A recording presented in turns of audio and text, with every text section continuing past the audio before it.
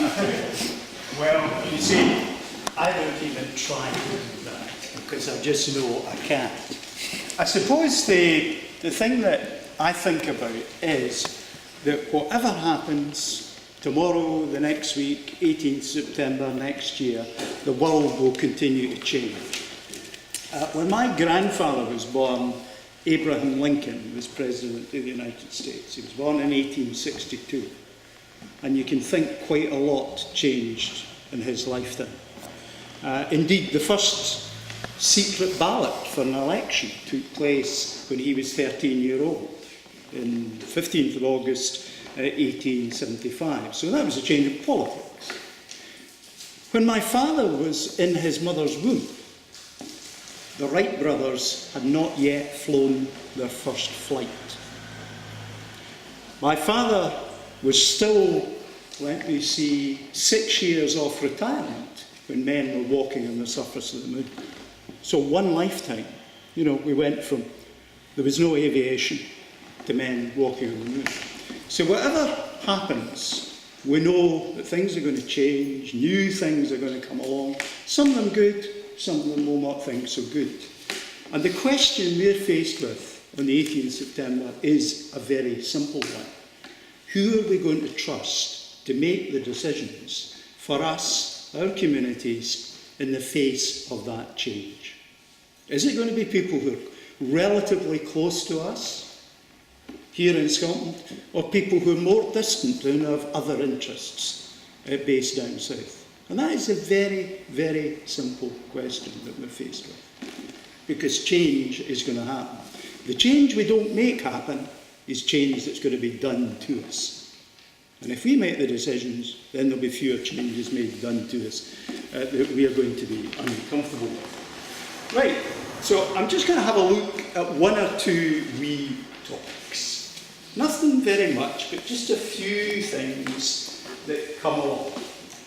We've heard a bit about money, and whether we can have the pound and all this sort of thing. Well, it's actually quite interesting. If I get a banknote out of my pocket and I read what it says on the front, it says, promise to pay the bearer £10 sterling. Now, it's actually quite interesting. Bank of England notes don't say that. You don't use the word sterling on any of it, none whatsoever. And there is a reason for that, because sterling is actually based on sterling. Sterling is based on sterling, because that's where the best silver came from. Sterling silver came from sterling. So actually, sterling, our money, is Scottish money. And we might, if we're very generous after independence, let them continue to use it. I've also got in my wallet here, I've got euros. And I've got dollars, because like a lot of people, we spend time here, there and everywhere. There's no point in taking it back, because I'll need it the next trip, so I just hang on to it. Nobody's stopping me doing it. The really interesting thing about pounds, of course, is that there are quite a lot of countries, administrations involved in pounds. There was a parliamentary answer in 1972 at Westminster that showed there were 73 different jurisdictions in the sterling area. Australia, Canada, they were in the sterling area. So having an area sharing sterling that is independent countries all around the world need not be a problem. Today, there's a few less. Scottish banks issue sterling notes. Northern Irish banks issue sterling notes. Isle of Man Bank issues sterling notes. Guernsey issues sterling notes. Jersey issues sterling notes. Gibraltar issues sterling notes. Falkland Islands issue sterling notes. And as of July last year, Danske Bank, a Danish bank, is authorised by the Bank of England to issue sterling notes. So anybody who suggests that we in Scotland do not be a member of that club if we wish to be so, have a wee think of it. And I invite you to do the same. These are very simple arguments. There are much more sophisticated, complicated things, I should say. But if we get the simple point, then the simple point we can get. Shawnee talked about defence. Well, let's talk about defence. Scotland's, what we need in defence is quite straightforward to understand. You know, you don't need to be a defence analyst, a defence expert.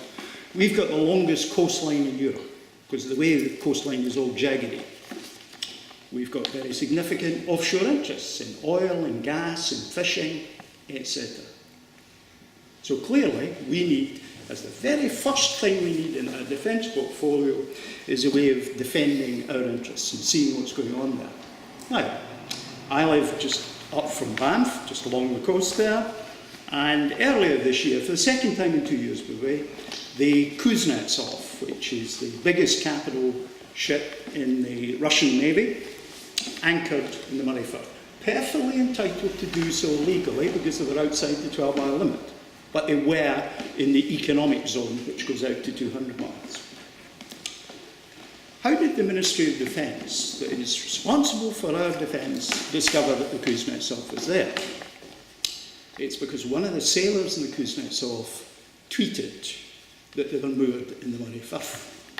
So, a day and a half later, a Royal Naval vessel managed to make its way up the coast from Portsmouth to come and have a look and see what was going on. Because we don't have any vessels at all based in Scotland. This is the total fleet of vessels based in Scotland for defending our coastline. That is a picture of an empty sea. Even the Irish, who are 2/3 our size, have 8 vessels, which they use. It's only just becoming 8. Until 2 weeks ago, it was 7. They launched another one 2 weeks ago. They have 8 vessels. Now, they're not big vessels armed to the teeth to shoot vessels like the Kuznetsov out of the water, because that's actually quite a challenge, because, you know, it's a very big, it's an aircraft carrier, it's a missile carrier, it's a big, heavily armoured ship. But at least, you know, you can go out and see what's going on. Now, of course, we could go out with aircraft, but, well, I think in this town in particular, although that now the total air surveillance fleet in the UK looks like that. Empty sky, since the Nimrods were decommissioned. Once again, curiously enough, the Irish managed, now, they're not Nimrods, they're not as sophisticated even as Nimrods, they're not as sophisticated as the Boeing KC-135 that you can buy off the shelf, a surveillance aircraft, if that's what you want, but they don't need to be. It's an unarmed aircraft, but it can sit out there with its turboprop engines turning along at low power, hovering above what's going on for up to 15 hours, keeping an eye on what's going on, and when it gets a bit tired and the pilot needs to go to the loo and go back to base, they can send another one up, because they've got more than one. So even Ireland can do that. Now, of course, if you're really into defence, and this applies to everybody in the world, you need to be in alliances. And that's why Scotland, like other countries, would be in an alliance. But the basics are we need to know what's going on, so that people know we're in an alliance and people can go and do something about it. Right, let's talk a little bit about borders. Here's a picture of a border. How can you tell it's the border between the Republic of Ireland and Scotland and the UK? How can you tell? How can you tell? Well, actually, you can tell. The clue is this speed limit sign. Right? You know, the D limit sign, say national speed limit. You won't be able to read it, but I'll just read what it says under that sign. It says, speed limits are now in miles per hour. And that's because in the Republic they use kilometres per hour for their speed limits, and in the UK they use miles per hour. It's actually the same speed limit. Well, near enough. It's 100 kilometres per hour in the Republic. That's actually 62 miles an hour, and it's 60 miles an hour once you cross the border. That's what a border looks like in the modern world. Even, you know, somewhere at the edges of Europe, My niece, Jo, used to live in Norway and commute daily into Sweden, from outside the EU into the EU. She never had to show her paperwork. She never had to do anything. Borders work in a very different way.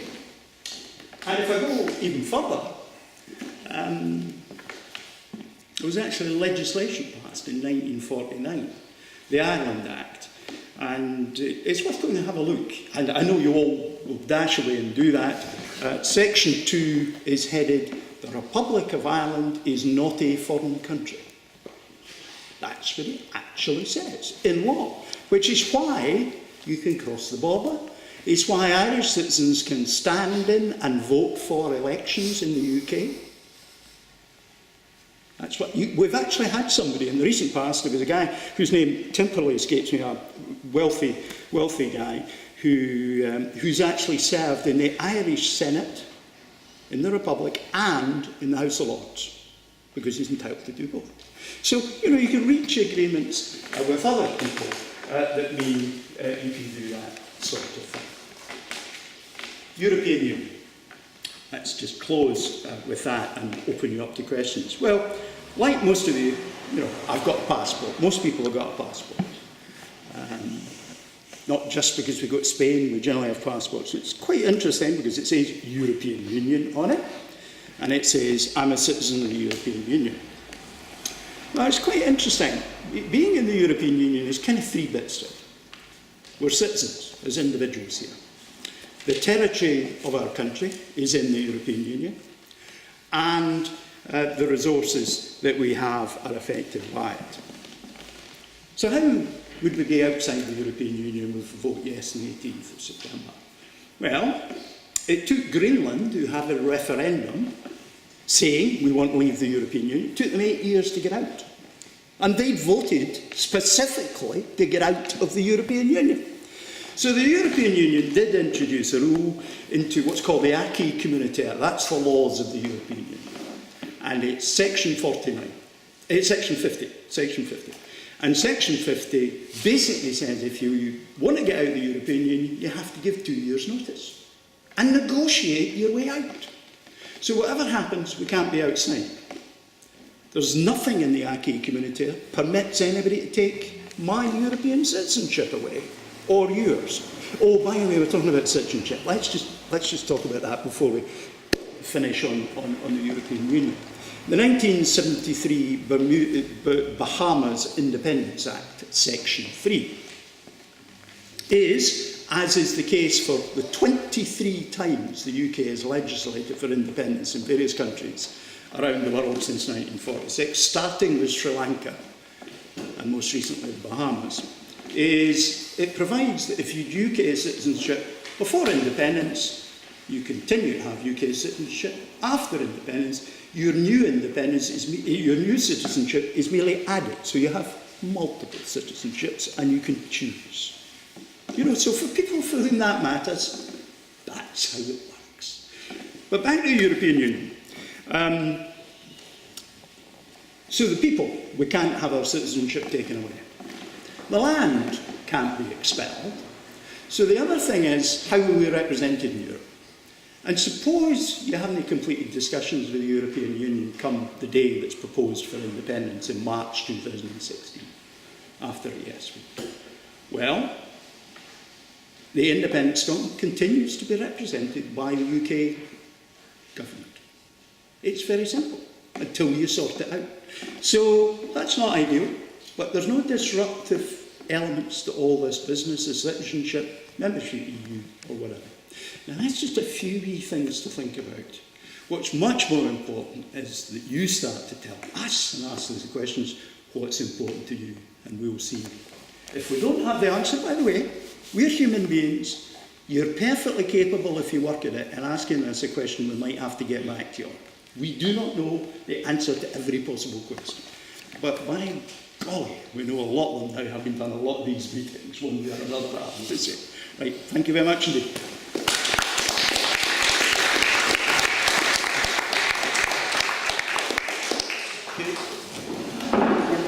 We're not just here to speak to you, we would like to have your questions and see how we get on answering them. for you. Has anyone got any questions?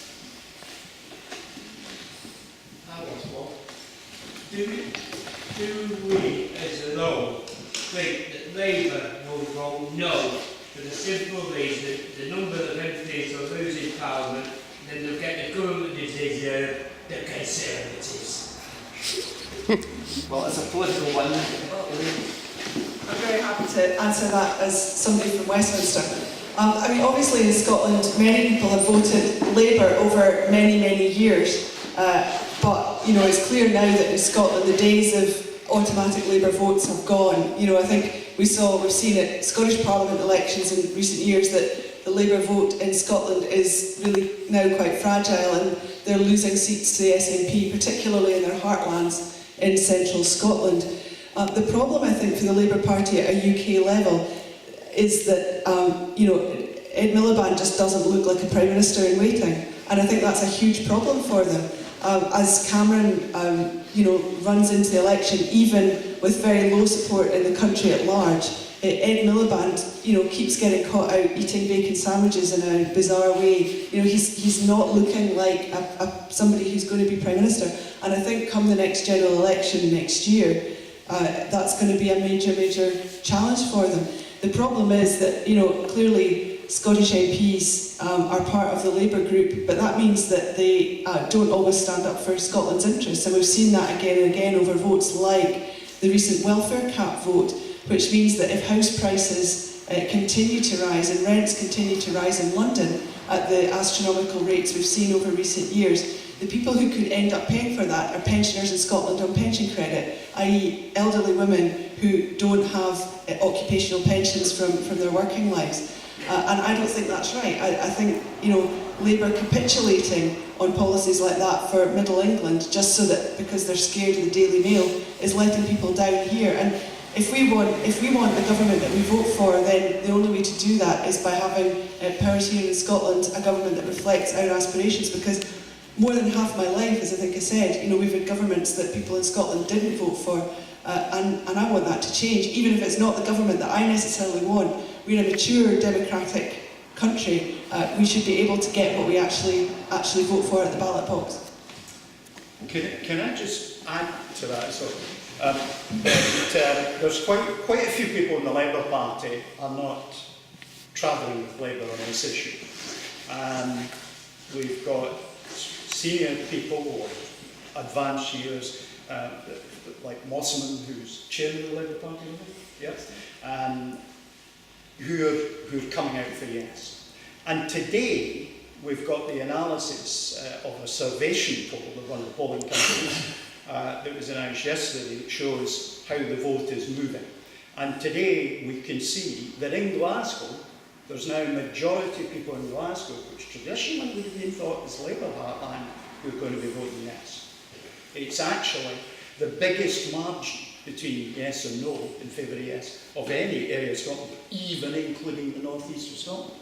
So I think the whole dynamic is changing, and there's a lot of people who are voting yes in these traditional Labour areas because they want to rescue their party, to which they've got an emotional attachment and have travelled as a family with them for many years. They want to rescue their party to once again be representing Scottish interests. And I think, you know, it doesn't give me great heart to say that independence is probably for Labour the shortest route to their getting back to the position of representing what they traditionally represented when Keir Hardie and others, way back, were involved in its foundation. I think you can see, watching some of the Labour politicians on the TV as well, that they're really uncomfortable when they have to support the no vote, and you just think that really in their hearts they're wondering whether they should be supporting yes, like some of the ones that have retired. Any other questions? Can the panel come up with some suggestions as to why they have such a biased press towards the no campaign? I can't fathom out myself. Can I just say a couple of things on that? And others, well, I think we should hear from Shawnee what she thinks. Because she's got a Disney read the papers. Maybe she does. She'll get her views otherwise. The ownership of media is very largely not Scottish-based. So I think where the owners interfere, and not all owners do, you get other interests coming into play. I, funnily enough, don't get terribly wound up about this, and I'll just tell you why.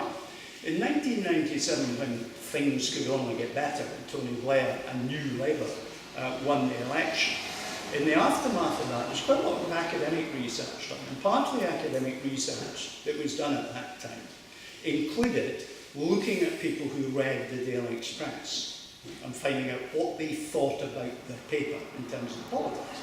And the academic research found that the majority of people who read the Daily Express thought it was a Labour-supporting paper. Right? Now this is despite, now I don't know how many Express readers there are in the room, but this is despite the fact that on polling day, you know, the whole front page said, vote Conservative. They carried the Labour isn't, was that 1992 Labour isn't working? I can't remember. No, it wasn't, I think it was 1997. The Labour isn't working banner that they had. You know, and the whole paper, in terms of its expressing opinions, was clearly a Conservative paper. And yet, when academics went and tested it, people thought it was Labour. So what I take from that is, I don't get too worried about it. What's much more important, and the difference between, I think, what's happening in the Yes campaign and what's happening on the other side of the argument, is actually this kind of community engagement. You know, talking to individuals and giving people information which enables them to go and talk to other people. And that's actually the hidden bit of this whole campaign. If you go around Scotland and ask returning electoral registration officers how many people are for the first time registering to vote, you find there's a, and not just because 16 and 17-year-olds can vote, there's a lift in people, because people are coming back to the idea that a vote might make a difference. Quite frequently we hear people say, it doesn't make any difference, you're all the same. Now, you know, I would naturally say otherwise, but that's what we get told. People who are saying that are coming to the conclusion that 83% of their vote can make a real change, and we can have a different approach to public policy. And they're coming forward to register, and they're going to come out and vote. And we'll get over 80% of the population voting. And normally you get 50-55% parliamentary election.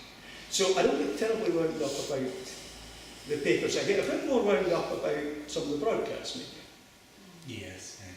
Because I think it was Xerxes, the Chinese philosopher, said, the mind is more easily stirred by the eye than by the ear. You know, in other words, what you see on the telly is more influential. So that's the bigger challenge. Don't want to answer. Do you want to say how you see it, Shawnee? Go on, tell us. Well, I think it's more effective if you're getting true information from people in your community, like your friends and your family, and I think the true message will come across and people will receive it in a way that they're more likely to listen to. I think people really are used to not believing what they hear on the TV and in the media, and just I think it's more important. I think because we have truth on our side, it's going to get across much easier, and it will work through word of mouth.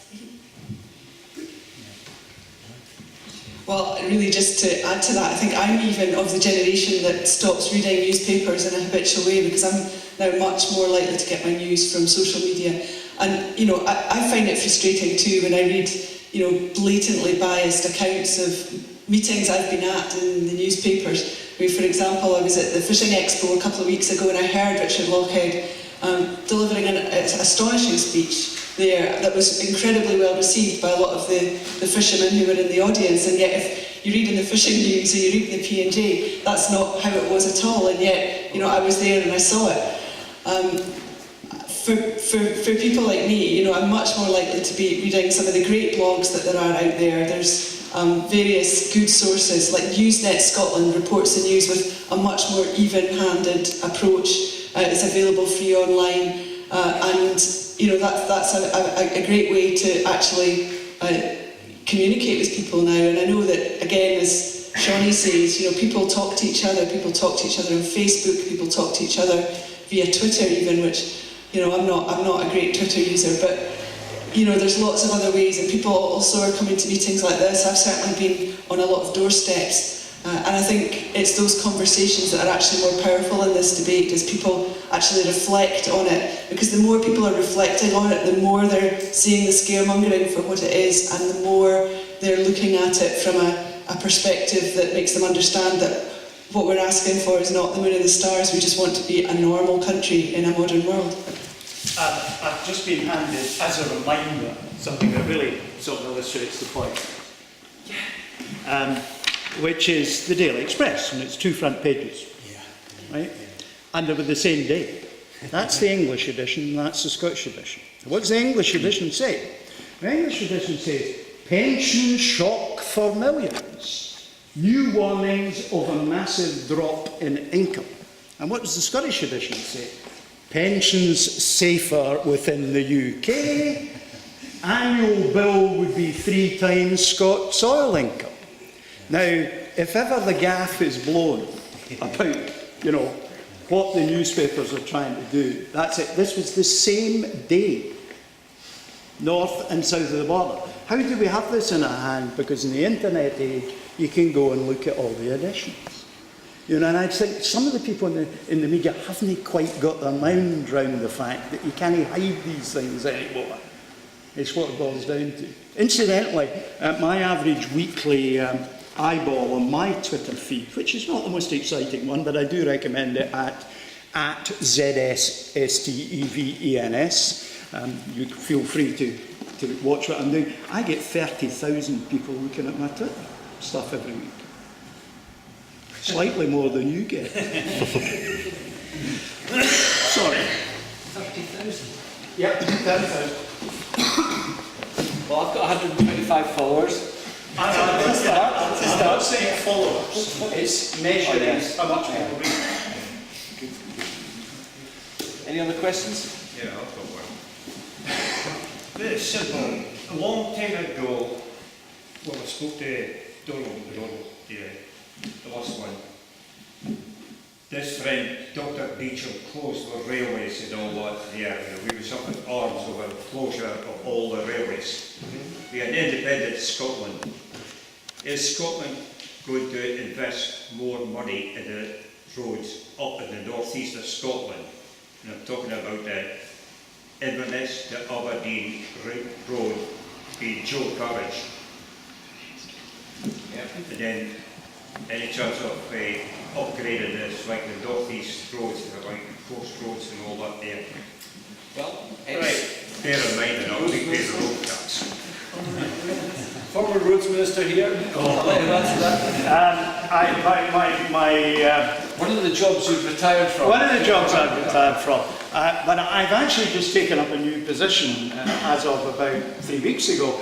I'm now the Vice President of Rail Future, which is a campaigning organisation which operates throughout the British Isles, now as Northern Ireland, for the railways. So I'm engaged with lots of other luminaries, like Andrew Donis is another Vice President, for example. And I get on very well with Andrew, who's a Labour politician, but one of the guys I can get on with. We're already in Scotland, we don't own the track. That's owned by Rivertrack. So we've got limitations in what we can do in controlling it.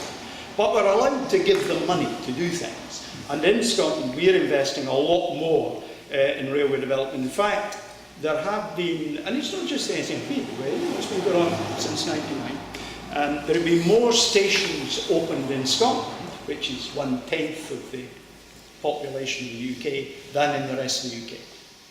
So we're already investing in railways. I wouldn't wish to mislead you. I doubt that in the modern age there are many opportunities for bringing the railway back to the North East. The one that is there, which I know my colleagues in the Aberdeenshire Council have been seeking to protect the route to allow the railway to come up to Eilidh. And if it's successful at Eilidh, then you can look and taking it on from there, perhaps to Peterhead, perhaps turning left to Turriff, and so on and so forth. So there are options, and they are being explored. On roads, this week we saw the awarding of the contract for the Aberdeen Western Peripheral route and also the Barmedy to Tippity. So that will complete the A90s duelling up to Eilidh.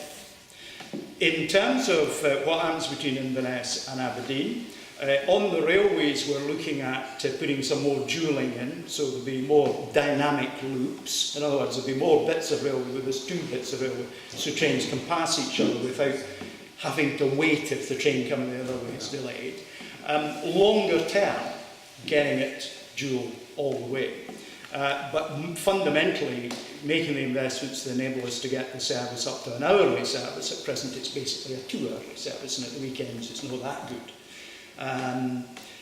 On the roads, on the A96, my political party has made the commitment to dual the A96. That will be done in phases from both ends, because the busy bits are next to Inverness and next to Aberdeen, so that's where you will start. The bottom line is, can we afford to do it? You know, at the end of the day, you can talk of the most ambitious plans and these things that you like to do. You can do that. Can we afford to do it? And yes, we can. Because, as Eilidh said, for the last 30 years, and you can get the figures. I would like to say where these figures come. They come from GERS, which is the General Expenditure and Revenue Scotland figures, which were introduced by Michael Forsyth when he was a Tory. I think they were Michael. It predates Michael Forsyth, actually. It's the 50s. The Tories introduced it to produce figures, and they've been produced every year since. Not by the SNP government. Not by the SNP government. And unfortunately, for those who introduced this accounting, it's proven for every year that we actually contribute more money than we get back. And that means that at the moment, we'd be approximately 4 billion a year better off. And just to give you a sort of measure of what 4 billion can buy you in transport, we wouldn't spend it all on transport. Let me just say that straight away. But just to look at it, the new replacement fourth crossing, you know, which is, if anybody's book, a major piece of engineering, is 1.6 billion. So you could, you know, you're getting on for buying 2.5 of those. The Aberdeen Western Peripheral route with the road round and the extension of the north, you could buy 6 of those every year. Every year. Now, with other things, we've got to spend money on. But, so therefore, we've got the resources to do what we need to do. Oh, and we do something about the signalling, by the way, between Inverness and Aberdeen. You know that between Elgin and Forest, they're still using token working? You know, have you ever travelled in train? You see, as the train comes out of Elgin, it slows down, and the guy comes out of the signal box, and he's got a big hoop with a wee leather wallet at the bottom, and he hands it to the driver. And in the wallet, there's a little token. And the driver, that's his permission to go into the bit of railway between Elgin and Forest. And when he gets to Forest, he has to slow down. And the guy gets out of his signal box and gets that, and takes the token out of the wallet, sticks it in the machine, goes ding, ding, and the signal goes back to the signal box saying the train's clear of the block. This is leading edge technology, first used in 1840, and still in use between Inverness and Aberdeen. And we're going to do something about this very shortly.